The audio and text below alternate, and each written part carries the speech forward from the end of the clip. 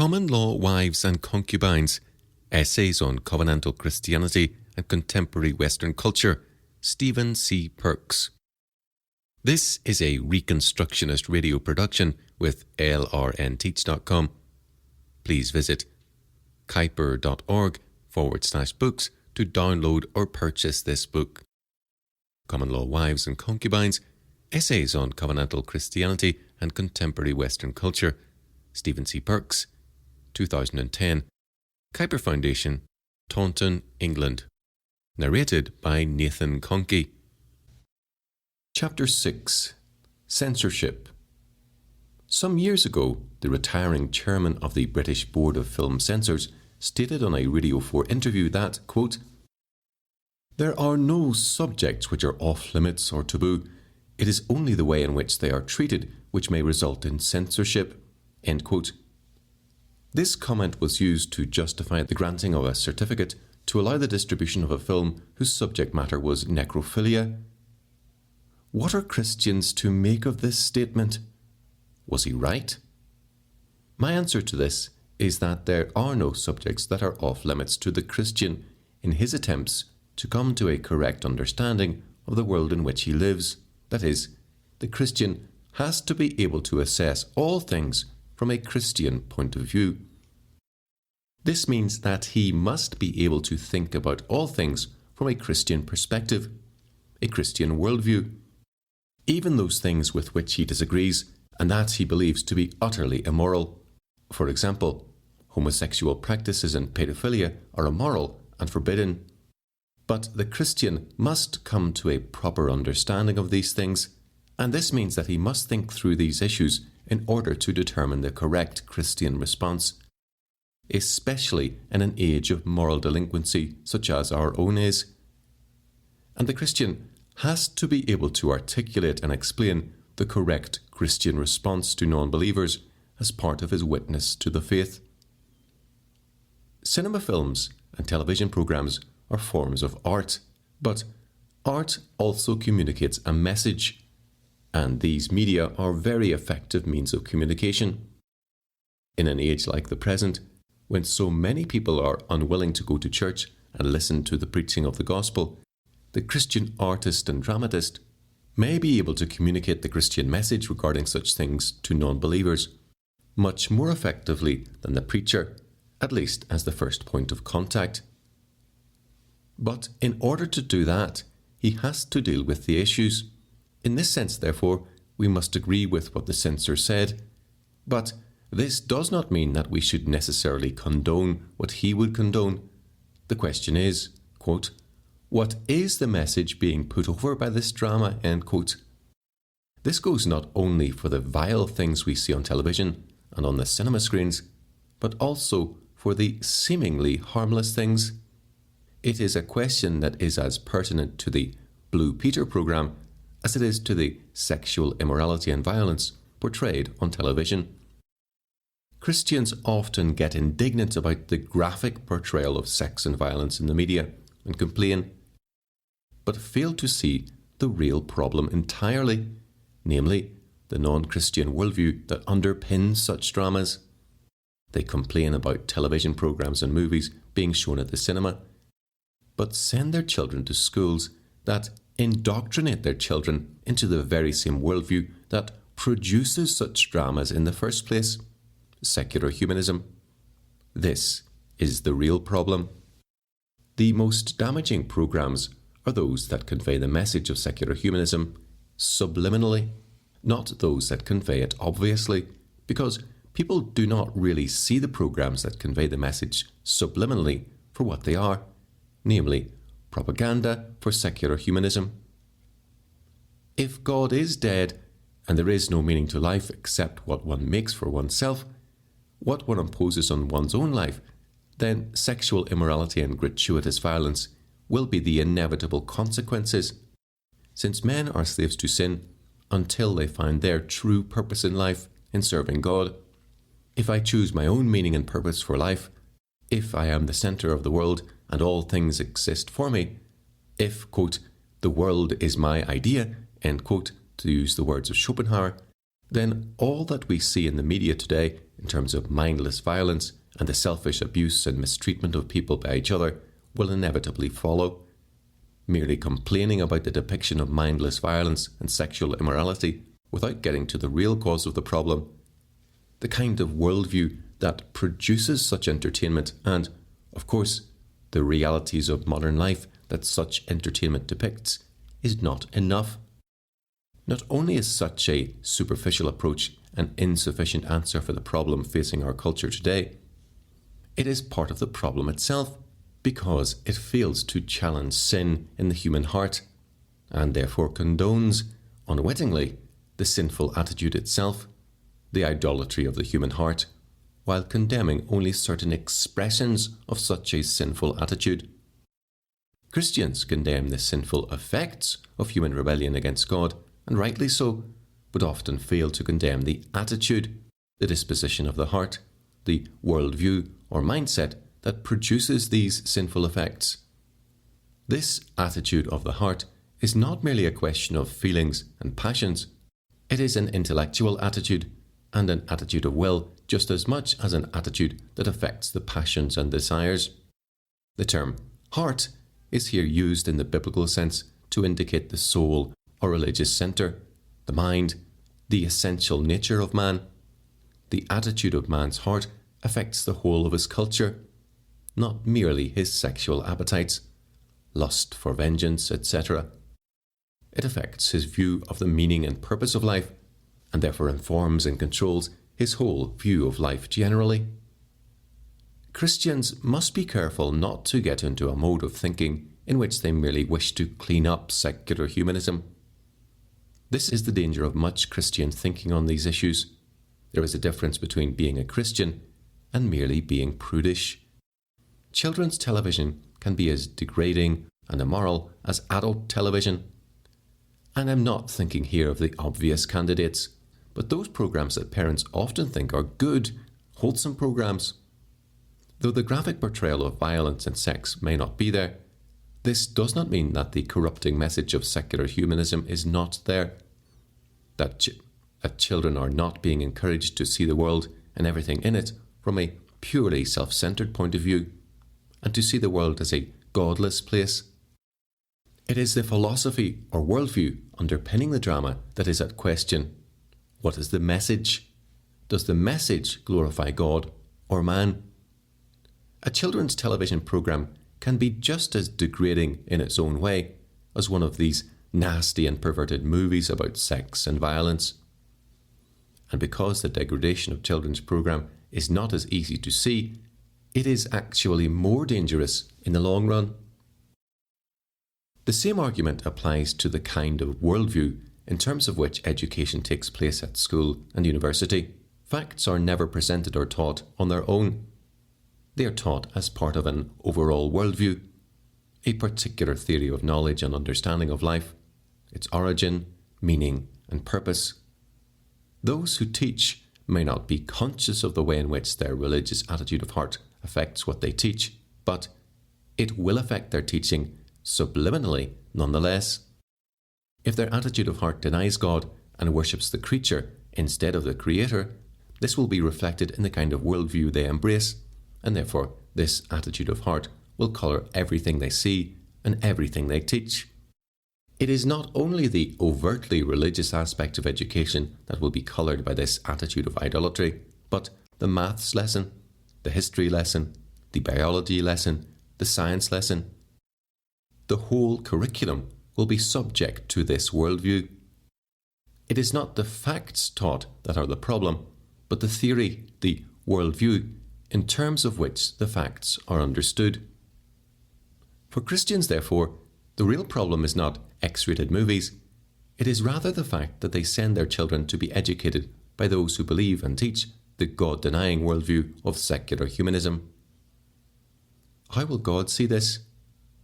Christians may stand outside the cinema protesting against some X-rated movie, or write to the BBC about the depiction of some sexual activity on the television, but if they then send their children to be educated in terms of the very same worldview that produces such movies, then they are no better than those they are complaining about. Perhaps even worse, they are hypocrites. Unfortunately, This is precisely what much Christian lobbying is about: cleaning up secular humanism. But when all the graphic sex and violence has gone from the television screen, the perverted and degrading philosophy of secular humanism remains and continues to contaminate the education of the youth, because it is this same philosophy that underpins the worldview that children imbibe in the secular schools. Unless Christians are committed to living differently themselves, which includes providing an education for their children that does not revolve around this secular humanistic worldview, any gains from such protestations outside cinemas or petitions sent to politicians will be short-lived, because the cause has not been dealt with. All that has happened is perhaps that these symptoms have been repressed for a short while, but the cancer remains and continues to produce its consequences in the next generation. Merely cleaning up secular humanism, whether in the cinema, on the television screen, or in the schools, is not enough. Christians need to have Christian answers, Christian alternatives to secular humanism's culture of death. The flip side of pietism, ironically, is that much of life is not redeemed, but left as it is. Christians run away from the world instead of redeeming it. But where they have not redeemed it, they have then become thoroughly subject to it. A sort of schizophrenia seems to have got hold of much of the church.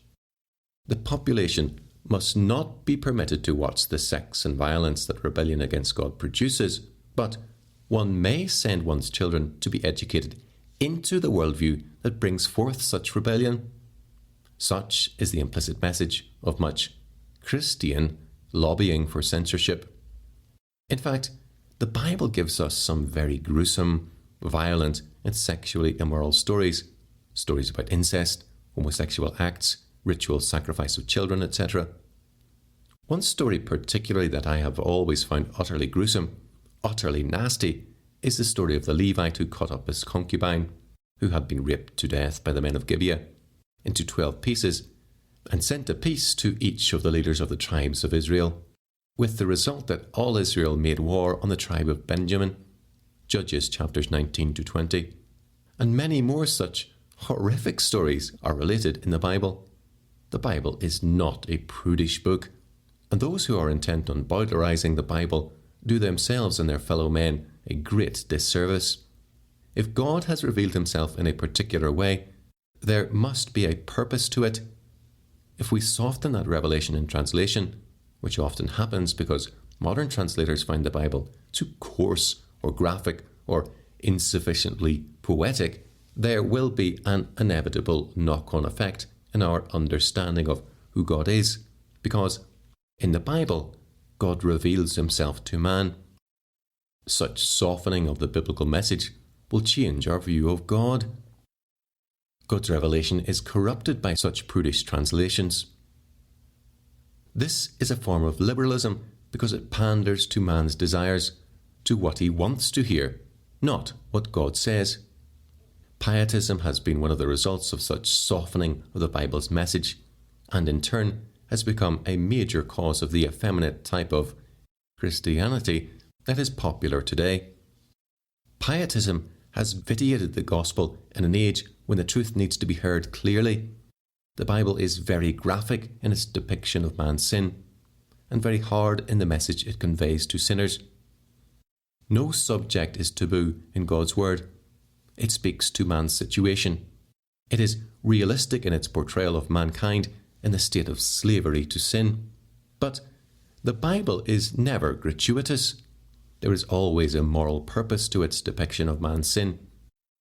This is not the case with the modern depiction of sex, violence, or other gruesome things in the cinema and on television. Violent acts and acts of sexual chaos are depicted gratuitously, and there is a serious message underpinning the portrayal of such gratuitous violence and sexual chaos. What such dramas are saying, in effect, is, quote, "There is no God. Men can kill, rape, and torture with immunity. The only thing one can do is to murder, rape, and torture back. This is a godless world There is no meaning except one's own self-fulfillment and happiness. End quote. But this is an immoral message, whether it is conveyed by graphic images of violence and sexual perversion, or whether it is conveyed subliminally by Blue Peter children's television program on evolution. The Bible, and therefore Christian drama that is glorifying to God, will deal with the same subjects, but say instead, quote, "There is a God who is just, and he does not wink at sin.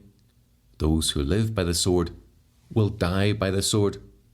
God will recompense. The only deliverance for man from his state of degradation is faith in Jesus Christ." End quote. I am not saying that this message will be an overt message in the drama, as it would be in a sermon on the same subject. It may well be very subliminal, and surely that is what art is about to a great extent, but it may well be far more effective because it is subliminal, but that is the message. Therefore, the Christian dramatist, artist, not only may, but surely must deal with these things. How such things are depicted is another thing. If the depiction of these things means that those involved in performing the drama have to sin, then obviously this is not acceptable to the Christian dramatist. Some would say this restricts the artist, but surely art is also about craftsmanship, creativity and invention. Art is not merely a message. It is a message that is creatively packaged to heighten its poignancy. If the artist/dramatist cannot put his message over without recourse to sinning, then he is only saying he is a poor artist. The Christian message about homosexual practices being immoral can be put across without having to show two men performing a homosexual act. If the dramatist says it is necessary for him to have the actors do this immoral thing or simulate it, all he is saying is that he lacks the creativity as an artist to convey his message effectively through his art. Nevertheless, much overt Christian art today is rather sickly sweet and unrealistic. Art and drama surely must deal with the reality of life, not run away from it, but it must deal with it from a Christian perspective. If there is nothing to redeem, then Christianity has nothing to say. It is irrelevant. But if there is no redemption either, likewise, Christianity becomes irrelevant. This is as true for the Christian artist and the Christian dramatist as it is for the clergyman, the missionary, et al. The Christian artist must practice his art redemptively. Indeed, we must all live redemptively. Our calling is to take the things of this world and to elevate them to a higher state than they were in when we found them. This is the job of the artist consummately. It is the world that must be redeemed, but it must be redeemed. For the Christian artist or dramatist to neglect either side of this equation is to fail in his calling as an artist. The task of living redemptively in this way embraces the whole of man's culture. There are no areas that are off limits to the Christian dramatist, the Christian artist, because there are no areas where sin has not corrupted the life of man. Man is totally depraved until he is touched by the grace of God, and there are no areas that are off limits to God's grace. The redemption that Christ has purchased by his blood covers the whole of human life and culture. Man is also saved totally by God's grace. There are no areas of human life that are off limits to the gospel. Therefore, there are no areas that are off limits to the Christian artist or the Christian dramatist.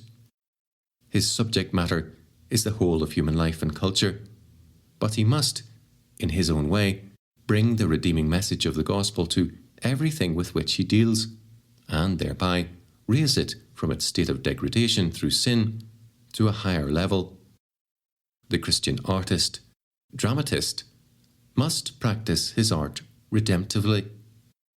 The Reconstructionist Radio Podcast Network brings to you a complete lineup of podcasts where you will hear practical and tactical theology.